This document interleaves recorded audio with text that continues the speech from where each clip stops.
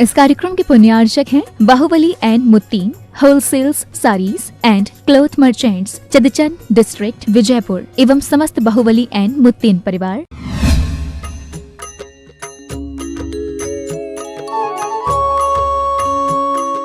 ಯಾವಾಗಲೂ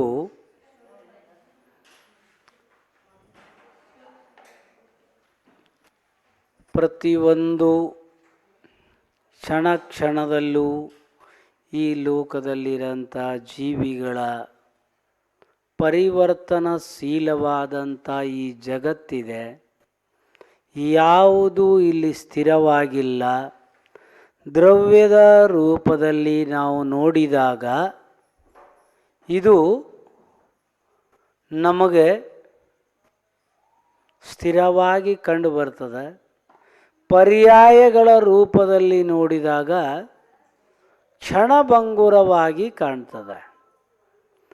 ಅದಕ್ಕೆ ನಾವು ಈ ಸಿದ್ಧಾಂತವನ್ನು ಅಳಿಸಿಕೊಂಡು ಈ ತತ್ವಗಳನ್ನು ಅವಲೋಕನೆ ಮಾಡಿ ಯಥಾರ್ಥವಾದ ಸತ್ಯವನ್ನು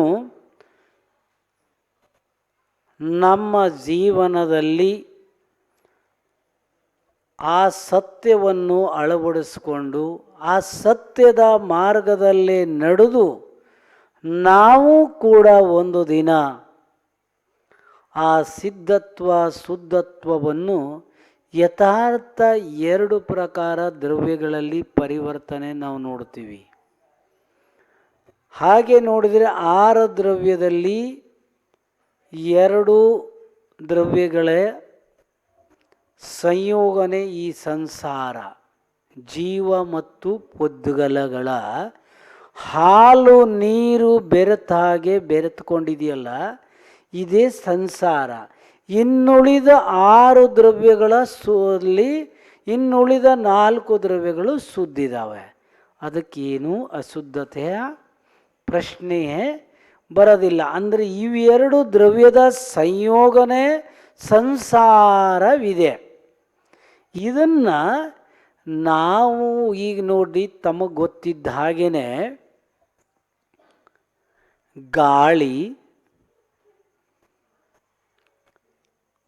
ಆಕ್ಸಿಜನ್ನು ಮತ್ತು ಹೈಡ್ರೋಜನ್ ಗ್ಯಾಸನ್ನು ಸೇರಿಸಿದರೆ ಏನಾಗ್ತದೆ? ಅದಕ್ಕೇನು ಮಾಡ್ತಾ ಇದ್ದೀವಿ ಅಂತಂದ್ರೆ, ಈ ಹೈಡ್ರೋಜನ್ ಗ್ಯಾಸನ್ನು ಮತ್ತು ಆಕ್ಸಿಜನ್ನು ಬೇರೆ ಬೇರೆ ಮಾಡ್ತೀವಿ. ಏನು ಮಾಡ್ತೀವಿ? ಈ ಸಮುದ್ರ ನೀರಿನಲ್ಲಿರೋಂಥ ಅದನ್ನು ಬೇರೆ ಬೇರೆ ಮಾಡಿ ಆ ಹೈಡ್ರೋಜನ್ ಗ್ಯಾಸನ್ನು ನಾವು ಇಂಧನದ ರೂಪದಲ್ಲಿ ಉಪಯೋಗ ಮಾಡ್ಕೊಳ್ತೀವಿ ಅಂತ ಅಂದರು. ಏನಂದ್ರೆ ಇನ್ನು ಮುಂದೆ ಮಾಡ ಅಂತ ಅದರಲ್ಲಿ ನಾವು ಹೊಂಟಿದ್ದೀವಿ, ಆ ದಾರಿಯಲ್ಲಿ ಹೊಂಟಿದ್ದೀವಿ. ಅದೇ ಪ್ರಕಾರ ಇಲ್ಲಿ ನಮ್ಮ ಆತ್ಮನೂ ಕೂಡ ಅನಾದಿ ಕಾಲದಿಂದ ಈಗ ಕೋಲಾರದ ಚಿನ್ನದ ಗಣಿಯಲ್ಲಿ, ಹಟ್ಟಿಯ ಚಿನ್ನದ ಗಣಿಯಲ್ಲಿ, ಆ ಕಲ್ಲಿನಲ್ಲಿ ಅನಾದಿ ಕಾಲದಿಂದಲೂ ಈ ಚಿನ್ನ ಇದೆ. ಆದರೆ ಆ ಚಿನ್ನವನ್ನು ಹೊರತರಲಿಕ್ಕೊಂದು ಸಿದ್ಧಾಂತ ಅಂತ ಇರ್ತದೆ. ಏನಿರ್ತದೆ? ಆ ಸಿದ್ಧಾಂತ ಬಳಸ್ಕೊಂಡು ಒಂದು ದಿನ ಆ ಚಿನ್ನವನ್ನು ಆ ಕಲ್ಲಿನಿಂದ ಬೇರ್ಪಡಿಸಿದಾಗ ಪುನಃ ಆ ಚಿನ್ನ ಕಲ್ಲು ಆಗೋದಿಲ್ಲ. ಅದಕ್ಕೆ ತುಕ್ಕು ಹಿಡಿಯೋದಿಲ್ಲ. ಏನು ಹಿಡಿಯೋದಿಲ್ಲ? ಅದೇ ಪ್ರಕಾರ ನಮ್ಮ ಆತ್ಮನೂ ಕೂಡ ಅನಾದಿ ಕಾಲದಿಂದ ಈ ಭಾವಕರ್ಮ, ದ್ರವ್ಯಕರ್ಮ, ನೌಕರ್ಮಗಳಂತಕ್ಕಂಥ ಅನಾದಿ ಯಾವಾಗಿಂದ ಇದೆ ಅಂದರೆ, ಆ ಚಿನ್ನದ ಗಣಿಯಲ್ಲಿ ಬಂಗಾರ ಯಾವಾಗಿಂದ ಇದೆ? ಅದೇ ಪ್ರಕಾರ ಇದರಲ್ಲೂ ಕೂಡ ಈ ಶಕ್ತಿ ಇದೆ. ಅದನ್ನು ಬೇರೆ ಮಾಡಿಸ್ಕೊಳ್ಬೇಕು. ಸುಮ್ಮನೆ ಕಾಲಹರಣ ಮಾಡಿದ್ರಲ್ಲಿ ಏನೂ ಅರ್ಥ ಇಲ್ಲ. ಎಷ್ಟೋ ಕಾಲಹರಣ ಮಾಡ್ತಾರೆ. ನೀವೇನು ದೊಡ್ಡ ಸಾಹಸದ ಕೆಲಸ ಮಾಡಿಲ್ಲ ನಿಮ್ಮ ಜೀವನದಲ್ಲಿ. ಏನು ಮಾಡಿಲ್ಲ? ಇವ್ರು ಹೇಳ್ತಾರೆ, ನಿಮಗೇನು ಗೊತ್ತು ಮಹಾರಾಜರೇ, ನಾವು ಕಂಬನಿಗಳಿಂದ ಕೈ ತೊಳೆದಿದ್ದೀವಿ, ನಮಗೆ ಗೊತ್ತು ನಾವು ಹೇಗೆ ಜೀವನ ಕಳೆದೀವಿ, ನಾವು ಹೇಗೆ ಮಕ್ಕಳು ಸಾಕಿದ್ದೀವಿ, ಮನೆ ಮಾಡಿದ್ದೀವಿ, ಮದುವೆ ಮಾಡಿದ್ದೀವಿ, ನಾವೇ ನೋಡ್ತೀವಿ, ನಮಗೆ ಗೊತ್ತು, ನಿಮಗೇನು ಗೊತ್ತು? ಆದರೆ ಇದು ಏನು ದೊಡ್ಡ ಸಾಹಸದ ಕೆಲಸ ಅಲ್ಲ. ನೀವು ಮನೆ ಮಾಡಿಕೊಂಡ್ರೆ ಇಲ್ಲಿ ರಂಧ್ರ ತಕ್ಕೊಳ್ತದೆ, ಬಿಲಾಯನ್ನು ಮಾಡ್ಕೊಂಡು ಇರ್ತದೆ, ಗುಬ್ಬಿ ಗೂಡು ಕಟ್ಕೊಂಡಿರ್ತದೆ. ಕಟ್ಕೊಳ್ಳಲ್ಲ? ಕಟ್ಕೊಳ್ತದೆ. ನಾವು ಸಾಫ್ಟ್ವೇರು ಹಾರ್ಡ್ವೇರು ಅಂತೀರಿ, ಒಂದು ಗುಬ್ಬಿ ಗೂಡು ಕಟ್ಟಿ ತೋರಿಸ್ರಲ್ಲ ನೀವು. ಎಲ್ಲ ದೊಡ್ಡ ದೊಡ್ಡ ಮಾತಾಡೋದನ್ನಷ್ಟೇ ನಾವು ಕಲ್ತೀವಿ. ಅದು ಕೈ ಇಲ್ಲ, ಆದರೂ ಅದನ್ನು ತಂದು ತಮ್ಮ ಮನೆಯಲ್ಲಿ ಇಟ್ಕೊತಾರೆ. ಈಗ ಯಾತಕ್ಕಂತೆ ನೋಡ್ರಿ. ಆದರೆ ಇವೆಲ್ಲ ನಾವು ನೋಡಿದರೆ ಇದು ದೊಡ್ಡ ಸಾಹಸದ ಕೆಲಸ ನಮ್ಮ ಜೀವನದೇನೋ ಆಗಿಲ್ಲ. ಇದು ಏನು ದೊಡ್ಡದಲ್ಲ. ನೀವು 2 ಮಕ್ಕಳಿಗೆ ಜನ್ಮ ಕೊಟ್ರಿ, ಅವರಿಗೆ ದೊಡ್ಡವರಾಗಿ ಮಾಡಿದ್ರಿ, ವಿದ್ಯಾಭ್ಯಾಸ ಕಲಿಸಿದ್ರಿ, ಅವರಿಗೊಂದು ಬಂಗ್ಲೆನೋ ಗಾಡಿನೋ ಗೂಡ, ಅವರಿಗೇನೋ ಉದ್ಯೋಗ ವ್ಯಾಪಾರ ಸರ್ವಿಸು ಹಚ್ಚಿದ್ರಿ. ನಾನು ದೊಡ್ಡ ಸಾಹಸದ ಕೆಲಸ ಇದೇನು ದೊಡ್ಡದು ಮಾಡಿಲ್ಲ. ನೀವು 2 ಮಕ್ಕಳು ಸಾಕಿರ್ಬೋದು, ಆದರೆ ಅವು ಸಾಕ್ತವ? ಸಾಕಲ್ಲ? ಅವ್ರ ಮಕ್ಕಳು ಸಾಕಲ್ಲ? ಎಲ್ಲ ಸಾಕ್ತಾರ, ಎಲ್ಲವೂ ಜೀವನ ಕಳೀತಾರೆ. ಯಾರೋ ಅರಮನೆಯಲ್ಲಿರ್ತಾರೆ, ಯಾರೋ ನರಮನೆಯಲ್ಲಿರ್ತಾರೆ, ಯಾರೋ ಗುಡಿಸಲಲ್ಲಿರ್ತಾರೆ, ಯಾರೋ ಕುಟಿಯದಲ್ಲಿರ್ತಾರೆ, ಯಾರೋ ಫುಟ್ಪಾತದಲ್ಲಿ ಮನ್ಕೊತಾರೆ. ಇದೊಂದು ದೊಡ್ಡ ಸಾಹಸದ ಕೆಲಸ ಅಲ್ಲ ನಮ್ಮ ಜೀವನದಾಗ. ನಮ್ಮ ಜೀವನದಲ್ಲಿ ದೊಡ್ಡ ಸಾಹಸದ ಕೆಲಸ ನಾವು ಯಾವಾಗ ಮಾಡ್ತೀವಿ ಅಂತಂದರೆ, ಈ 2 ದ್ರವ್ಯಗಳ ಸಂಯೋಗ ಏನಾಗಿದೆಯಲ್ಲ, ಇದನ್ನು ಬೇರೆ ಮಾಡಿಸಿದ್ದು ಇದು ದೊಡ್ಡ ಸಾಹಸ ಅಲ್ಲ. ಲೋಕದಲ್ಲಿ ಇದು ಲೋಕೋತ್ತರವಾದಂಥದ್ದು. ಇದು ಯಾವುದಕ್ಕೂ ಹೋಲ್ಸಕ್ಕೆ ಬರೋ ಅಂಥದ್ದಲ್ಲ. ವೇದ ವಿಜ್ಞಾನದಿಂದ ವಿಜ್ಞಾನ ಅಂತ ಚಿಲ್ಲಾಡ್ತಾರೆ. ಈಗ ವಿಜ್ಞಾನ ಎಲ್ಲಿಂದ ಬಂದಿಲ್ಲ, ಇಲ್ಲಿಂದನೇ ಬಂತು. ಎಲ್ಲಿಂದ ಬಂತು? ಅಣು, ಪರಮಾಣು, ರಿಟ್ರೇಣು, ತ್ರಿಟ್ರೇಣು ಎಲ್ಲ ಏನು ಇವತ್ತಿನ ಭೌತಿಕ ವಿಜ್ಞಾನ ತತ್ವಾರ್ಥ ಸೂತ್ರ ಮೋಕ್ಷಶಾಸ್ತ್ರ ಗ್ರಂಥದಲ್ಲಿ 5ನೇ ಅಧ್ಯಾಯದ ಮೇಲೆ ನಿಂತಿದೆ. ಯಾವ್ದ್ರ ಮೇಲೆ ನಿಂತಿದೆ? ಅದನ್ನು ತೆಗೆದು ನೋಡ್ರಿ ನೀವು, ಈಗ ಗೊತ್ತಾಗ್ತದೆ. ಇವ್ರೇನೋ ಹೇಳಿದ್ರ, ನಾವು yes sir, okay sir, right sir, no sir ಏನೂ ಇಲ್ಲ. ಅವ್ರು ಹೇಳೋದಕ್ಕೆಲ್ಲ ನಾವು ಗುಲಾಮರು. ಚಂದ್ರಲೋಕಕ್ಕೆ ಹೋಗಿದ್ದೀವಿ, ಎಸ್ ಸಾರ್. 5 ಸ್ಟಾರ್ ಹೋಟ್ಲ್ ಮಾಡೀವಿ, ಓಕೆ ಸಾರ್. ಭೂಮಿ ಸೂರ್ಯನ ಸುತ್ತಾ ಐತೆ, ರೈಟ್ ಸಾರ್. ನೋ ಸಾರ್ ಯಾರೂ ಇಲ್ಲ. ನಾವೆಲ್ಲ ಗುಲಾಮರೇ ಆಗಿ ಕೂತಿದ್ದೀವಿ. ಯಾಕೆಂದ್ರೆ ನಮ್ಗೆ ಅಷ್ಟೆಲ್ಲ ಯಾಕೆ ಬೇಕು? ನೀವು ನಿಮ್ಮ ಮಕ್ಕಳಿಗಾಗಿ ಕೋಟಿಗಟ್ಟಲೆ ದುಡ್ಡನ್ನು ಖರ್ಚು ಮಾಡಿ ದೇಶ ವಿದೇಶದಾಗೆಲ್ಲ ಓದಿಸಿದ್ರಿ. ಅದೇ ಒಂದು ಸ್ವಲ್ಪ ನೆನಪಿಡ್ರಿ ನಿಮ್ಮ ಜೀವನದಾಗ, ಎಂದು ನಿಮ್ಮನ್ನು ಇತಿಹಾಸ ಚಮಸಕ್ಕೆ ಸಾಧ್ಯ ಇಲ್ಲ. ನಮ್ಮ ಆಚಾರ್ಯರು ಭಗವಂತರು ಗುಹೆಗಳಲ್ಲಿ ಕುತ್ಕೊಂಡು ಗ್ರಂಥ ರಚನೆ ಮಾಡಿ ಹೋದ್ರು. ಯಾತಕ್ಕಾಗಿ? ಯಾವ ನೋಬೆಲ್ ಪುರಸ್ಕಾರಕ್ಕೆ ಅವ್ರಿಗೇನೋ ಇದನ್ನು ಬೇಕಿತ್ತನು? ಬರ ಅಂತ ಭವ್ಯ ಜೀವಿಗಳು ತಮ್ಮ ಆತ್ಮ ಕಲ್ಯಾಣ ಮಾಡ್ಕೊಳ್ಳಿ ಅಂತ ಒಂದು ಪುಟ ಎಲ್ಲರೂ ಶಾಲೆ ಕಲ್ತಿದ್ದಾರೆ. ಒಂದು ಪುಟವನ್ನು ಯಾರೂ ತೆಗೆದು ಓದ್ತಾ ಇಲ್ಲ ಇವತ್ತು. ಇದು ಒಂದು ದೊಡ್ಡ ದುಃಖದ ವಿಷಯ ಆಗಿದೆ. ಯಾರಿಗೆ ಹೇಳ್ಬೇಕೀಗ? ಹಂಗಾದ್ರೆ ನನಗೆ ಪುರ್ಸೊತ್ತಿಲ್ಲ, ಧರ್ಮ ಯಾರಿಗೆ ಪುರ್ಸೊತ್ತಿದೆ? ಇದನ್ನು ನೋಡಕ್ಕೆ ಹೋದ್ರೆ ಜೈನ ಧರ್ಮ ಅಂದರೆ ಪೂರ್ಣ ವಿಜ್ಞಾನ. ಇವತ್ತಿನ ಭೌತಿಕ ವಿಜ್ಞಾನ ಏನು ಮುಂದೆ ಹರಿದೈತೆ ನೋಡ್ರಿ, ಅದು ಒಂದು 0 ಪಾಯಿಂಟ್ ಅಷ್ಟೇ ಮುಂದೆ ಬಂದಿದೆ. ಅದು ನಮ್ಮದೇ ತೊಗೊಂಡೋದಿದಾರ. ತಮಗೆ ಬೇಕಾದದಕ್ಕೆ ಅಂಡರ್ಲೈನ್ ಮಾಡಿದ್ರು, ಉಳಿದದಕ್ಕೆಲ್ಲ ಅಂಡರ್ ಗ್ರೌಂಡ್ ನಮ್ಮ ಕೂಡ ತಗೊಂಡು ನಮಗೆ ಹೇಳಕ್ಕೆ ಬರ್ತಾ ಇದ್ದಾರೆ. ನಾವೇನಿಲ್ಲ. ಸರಿ, ಯಾಕೆ ಅಂತಂದ್ರೆ ನಮ್ಮಲ್ಲಿ ಆ ಒಂದು ವಿಚಾರ ಶಕ್ತಿನೇ ಉಳಿದಿಲ್ಲಲ್ಲ, ನಾವು ತೆಗೆದು ನೋಡಿಲ್ಲಲ್ಲ. ನಿಮ್ಮಲ್ಲಿ ಒಂದೇನೋ ಮಾತಾಡ್ತಾರಲ್ಲ, ಹೀಗೂ ಉಂಟೆ ಹೇಗೆ ಉಂಟು? ಮತ್ತೆ ಇಷ್ಟೇ ಉಂಟ ನಿಮ್ಮ ಜೀವನದಾಗ? ಇದೆಲ್ಲ ಬಹಳಷ್ಟಿದೆ ನೋಡೋಕ್ಕೆ, ನಮಗೆ ಕಲಿಯೋಕ್ಕೆ ಬಹಳಷ್ಟಿದೆ. ನೋಡಿದ್ರೆ ನಮ್ಮ ಆಚಾರ್ಯರು ಗುಬೆಗಳಲ್ಲಿ ಕುತ್ಕೊಂಡು ಗ್ರಂಥ ರಚನೆ ಮಾಡೋದು, ತಮ್ಮ ಹೆಸರು ತಕ್ಕ ರಚನೆ ಬರೆದಿಲ್ಲ. ಇವತ್ತಿನ ಸ್ಥಿತಿ ನೋಡಿದರೆ ನಮಗೆ ಬಹಳ ದುಃಖ ಅನ್ನಿಸ್ತೈತೆ. ಹಿಂದೆ ಕಲಿತವರು ಬಹಳ ಕಮ್ಮಿ ಇರ್ತಿದ್ರು, ಆದರೆ ಇವತ್ತು ಕಲಿತವರು ತುಂಬ ಆಗಿದ್ದಾರೆ. ನಾನು ಅಂತೀನಿ, ಆ ಕಲಿದೇ ಇದ್ದ जो पढ़े लिखे गवारों के अपेक्षा अनपढ़ गवार बहुत अच्छे थे. जो पढ़े लिखे जो गवार निकले ना, ये हमारे अनपढ़ गवार बहुत अच्छे थे.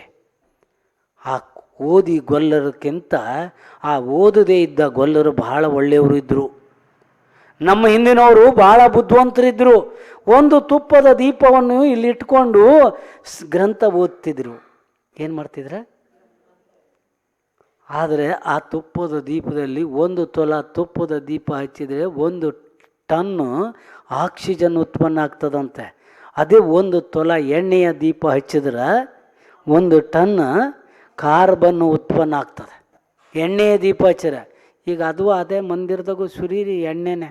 ಮಹಾರಾಜ್ರಿ ಇನ್ನೊಂದು ಸ್ವಲ್ಪ ದಿನ ನೋಡ್ರಿ ನೀವು, ಎಣ್ಣೆ ಗಿಣ್ಣೆ ಬೆಣ್ಣೆ ಎಲ್ಲ ಹೋದ್ವು. ಇನ್ಯಾರು ಪೂಜೆ ಮಾಡೋ ಪುರೋಹಿತರು ಸಿಗಂಗಿಲ್ಲ, ಇನ್ಯಾರು ಸಿಕ್ಕಂಗಿಲ್ಲ.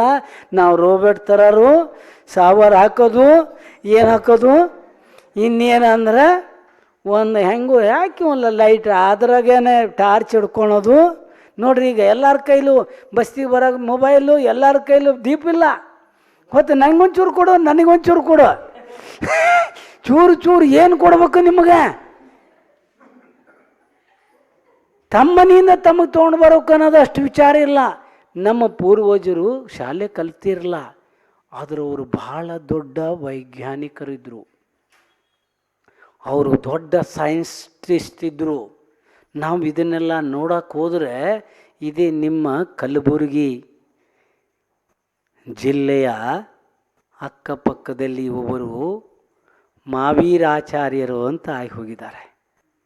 ಅವರು ಬರೆದ ಮಾವೀರಾಚಾರ್ಯರ ಗಣಿತ ಶಾಸ್ತ್ರವನ್ನು ನೀವು ನೋಡಿದರೆ ನಿಮ್ಮ ತಲೆ ತಿರುಗೋದು.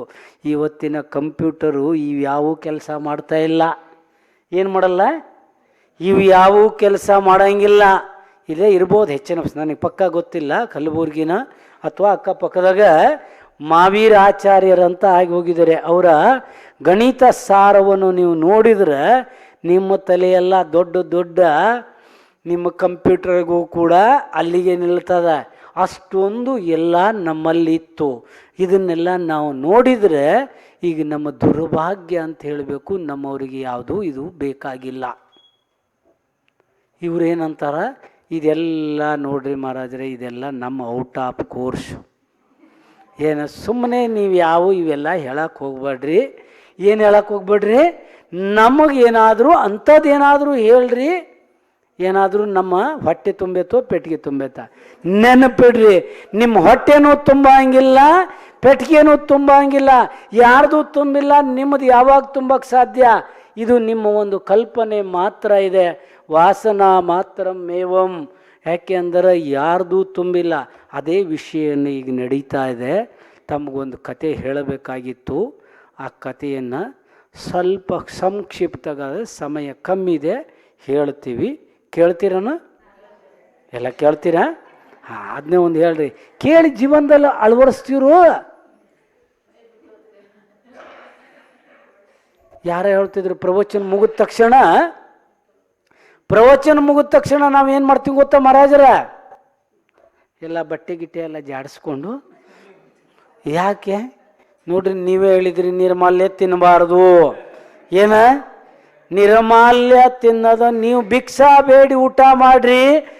ಧರ್ಮದ ಯಾವುದೇ ವಸ್ತುನ ನೀವೇ ಈ ಧರ್ಮಶಾಲೆ ಕಟ್ಟಿದ್ರಿ, ಪೂರಾ ನೀವೇ ತಯಾರು ಮಾಡಿದ್ರಿ. ಅದಕ್ಕೆ ಎಷ್ಟು ಬಾಡಿಗೆ ಹೊರಗಡೆ ತಂದಾಗ ಕೊಡ್ತೀರಾ ಅಷ್ಟು ಕೊಟ್ಬಿಡ್ರಿ, ನಿಮ್ಮದಲ್ಲ. ಏನಲ್ಲ ಕೊಡತಕ್ಕ ಅಷ್ಟನ್ನ ನಮ್ಮದು. ಕೊಟ್ಟ ಮೇಲೆ ಅದು ನಿರ್ಮಾಲ್ಯ ಆಗ್ತದೆ. ಭಾಳ ಗಮನದಲ್ಲಿ ಇಡ್ರಿ. ಅದಕ್ಕೆ ನಾವು ಭಿಕ್ಷಾ ಬೇಡ ಉಣ್ಬೋದು, ಆದರೆ ಈ ನಿರ್ಮಾಲ್ಯ ವಸ್ತುಗಳನ್ನು ಉಪಯೋಗ ಮಾಡಬಾರ್ದು. ಇದೇನೋ ನಿಮ್ಗೆ ಒಳ್ಳೇದು ಅನ್ನಿಸ್ಬೋದು ಅಷ್ಟೇ. ಅದು ಈಗಲ್ಲ, ಭವದ ತಕ್ಕ ಇದರದ್ದು ಇತಿಹಾಸ ನಿಮಗೆ ಸಿಗ್ತದೆ. ನಮ್ಮ ಶಾಸ್ತ್ರದಲ್ಲಿ ಬಹಳ ಇದ್ದಾವೆ. ಇಂಥವುದನ್ನೆಲ್ಲ ಉಪಯೋಗ ಮಾಡಿಕೊಂಡವ್ರದ್ದು ಪರಿಣಾಮ ಏನಾಯ್ತು? ಅದೇನು ಒಳ್ಳೇದಾಗಲ್ರಿ. ಧರ್ಮದ ನೋಡ್ರಿ, ನಿಮಗೊಬ್ಬರು ಚಕ್ರವರ್ತಿಯ ಕಥೆಯನ್ನು ನಾನು ಹೇಳ್ತೀನಿ. ಆ ಪಂಚ ಪರಮೇಷ್ಠಿಗಳ ಆರಾಧನೆಯಿಂದ ನೀವು ಪಂಚ ಪರಮೇಷ್ಠಿ ಆಗ್ತೀರಿ. ಅದೇ ಪರಮೇಷ್ಠಿಗಳ ವಿರಾಧನೆಯಿಂದ 7ನೇ ನರಕಕ್ಕೂ ಕೂಡ ನೀವು ಹೋಗ್ತೀರಿ. ನೆನಪಿನಲ್ಲಿ ಇಡಿ. ಏನಿಡಿ? ಭಗವಾನ್ರ ಯಾರ್ರಿ? ಭಗವಾನ್ ಯಾರ? ಭಗವಾನ್ ಯಾರದ? ನಿಮ್ದ. ಆದರೆ ಅದನ್ನು ಆರಾಧನೆ ಮಾಡೋದು ಕಲೀರಿ. ಅದನ್ನು ವಿರಾಧನೆ ಮಾಡೋ ಅಂಥದ್ದನ್ನು ನಾವು ಕಲಿಬಾರ್ದು ನಮ್ಮ ಜೀವನದಾಗ. ಇದಕ್ಕೆ ನಿಮಗೆ ಇವತ್ತು ಒಬ್ಬರು ಚಕ್ರವರ್ತಿ ಇದ್ದಾನೆ. ಏನು ಓದಿ ಬಂದಿದ್ದಾವಲ್ಲ, 12 ಜನ ಚಕ್ರವರ್ತಿಲಿ ಒಬ್ಬರು ಚಕ್ರವರ್ತಿ, 2 ಜನ ಚಕ್ರವರ್ತಿ ನರಕಕ್ಕೆ ಹೋಗಿದ್ದಾರೆ, ಶುಭಂ ಚಕ್ರವರ್ತಿ ಮತ್ತು ಬ್ರಹ್ಮದತ್ತ. ಆದರೆ ಆ ಶುಭಂ ಚಕ್ರವರ್ತಿ ನರಕಕ್ಕೆ ಯಾಕೆ ಹೋದ ಅಂದರೆ 60,000 ವರ್ಷ ಕಾಲದವರೆಗೆ ಚಕ್ರವರ್ತಿ ಆಗಿದ್ರಂತೆ. ಎಷ್ಟು ವರ್ಷ ಕಾಲ? 60,000 ವರ್ಷದ ಕಾರಣನಲ್ಲ, ಇಡೀ ಭಾರತ ಕ್ಷೇತ್ರದ ಆರ್ಯಖಂಡ ಮತ್ತು 5 ಮಿಲೆಚ್ ಖಂಡಗಳಿಗೆಲ್ಲ ಅಧಿಪತಿಯಾಗಿ ನಿನ್ನೆ ಏನು ಓದ್ಕೊಂಡು ಬಂದಿದ್ರಲ್ಲ ಅದಕ್ಕಷ್ಟು ಅವನೇ ಒಡೆಯನಾಗಿದ್ದ.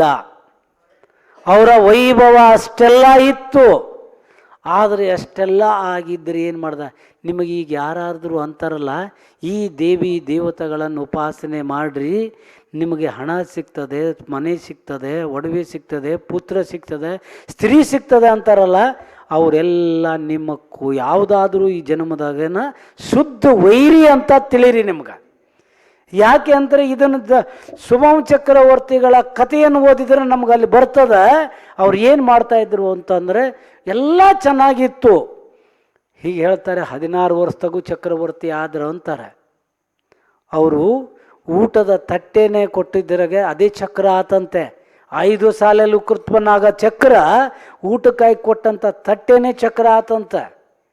ಆ ಚಕ್ರದ ಎಲ್ಲ ಚಕ್ರವರ್ತಿ ಆಗಿದ್ದ. ಆದರೂ ಮಾತ್ರ ಚಕ್ರವರ್ತಿ ನಾಲಿಗೆಯ ಒಂದೊಂದು ಇಂದ್ರಿಯ ಆಧೀನವಾಗಿರೋಂಥ ಜೀವಿಗಳು ಅದರ ದುಃಖವನ್ನು ಅನುಭವಿಸ್ತವೆ. ಆದರೆ ಇವನು ನಾಲಿಗೆ ಇಂದ್ರಿಯ ಒಂದು ಆಧೀನದಲ್ಲಿ ಹೋಗಿ ಸೇರ್ಕೊಂಡಿದ್ದ. ಅದು ಯಾರೋ ಅವನಿಗೆ ಚಾಡಿ ಹೇಳಿಕೊಟ್ರಂತ. ಏನಂತ ಹೇಳಿದ್ರು? ಅಡುಗೆಯವನು ಪಾಯಸಕ್ಕೆ ಖೀರಿಗೆ ಸಕ್ಕರೆ ಉಪ್ಪು ಹಾಕಿದ್ದಾನೆ, ತಾನು ಊಟ ಮಾಡ್ಕೆ ಕೊಡ್ತಾನೆ, ಏನೇನೋ ಚಾಡಿ ಹೇಳಿದರು. ಆ ಸಿಟ್ಟಿಗೆ ಚಕ್ರವರ್ತಿ ಆ ಕುದಿತಾ ಇದ್ದ ಕೀರಿನ ಪಾತ್ರೆಯನ್ನು ಅವನ ಮೇಲೆ ಸುರಿದ್ರು. ಈ ಜಗತ್ತಿನಲ್ಲಿಲ್ಲ ಆ ಪಂಚ ಪರಮೇಷ್ಠಿಗಳೇ ನಮ್ಮ ಆರಾಧ್ಯರು. ಅವರನ್ನು ಬಿಟ್ಟು ನಮಗಿನ್ನೆಲ್ಲೂ ಜಗತ್ತಿನಲ್ಲಿಲ್ಲ. ವೀತರಾಗ ಭಗವಂತರು, ನಿಗ್ರಂಥ ಗುರುಗಳು, ಸಿದ್ಧಾಂತ ಶಾಸ್ತ್ರ ಬಿಟ್ಟು ನಮಗಿನ್ನೂ ಈ ಜಗತ್ತಿನಲ್ಲಿ ಯಾರೂ ನಮ್ಮನ್ನು ರಕ್ಷಣೆ ಮಾಡೋರು ಯಾರೂ ಇಲ್ಲ. ಅದು ದೃಢ ವಿಶ್ವಾಸ ನಿಮ್ಮಲ್ಲಿ ಬಂದರೆ ಕಷ್ಟ ನಷ್ಟಗಳು ಬರೋದು ನಮ್ಮ ಕರ್ಮನುಸಾರ ಬರ್ತಾ ಹೋಗ್ತಾ ಇರ್ತವೆ. ಆದರೆ ನಮಗೆ ಮೋಕ್ಷದ ಪ್ರಾಪ್ತಿ ಆಗಬೇಕಂದ್ರೆ ಇದರಿಂದಲೇ ಭಗವಂತರ ಹತ್ರ ನಾವು ಇಷ್ಟೇ ಕೇಳ್ತೇವೆ, ಪ್ರಭು ಎಲ್ಲರಿಗೂ ಒಳ್ಳೆಯ ಬುದ್ಧಿ ಪ್ರಾಪ್ತ ಆಗಲಿ. ಗುರುಗಳಲ್ಲಿಯೂ ಕೂಡ ಇದೇ ಕೇಳ್ತಾಯಿದ್ದೀವಿ, ಎಲ್ಲರಿಗೂ ಸದ್ಬುದ್ಧಿ ಪ್ರಾಪ್ತ ಆಗಲಿ. ನಮ್ಮೆಲ್ಲರಿಗೂ ಆ ಸಿದ್ಧತ್ವ ಮೋಕ್ಷ ಪ್ರಾಪ್ತ ಆಗಲಿ ಅಂತ ಅಹಿಂಸಾ ಪರಮೋ ಧರ್ಮ परम पूज संत शिरोमणि आचार्य गुरुवर विद्यासागर जी महाराज की जय।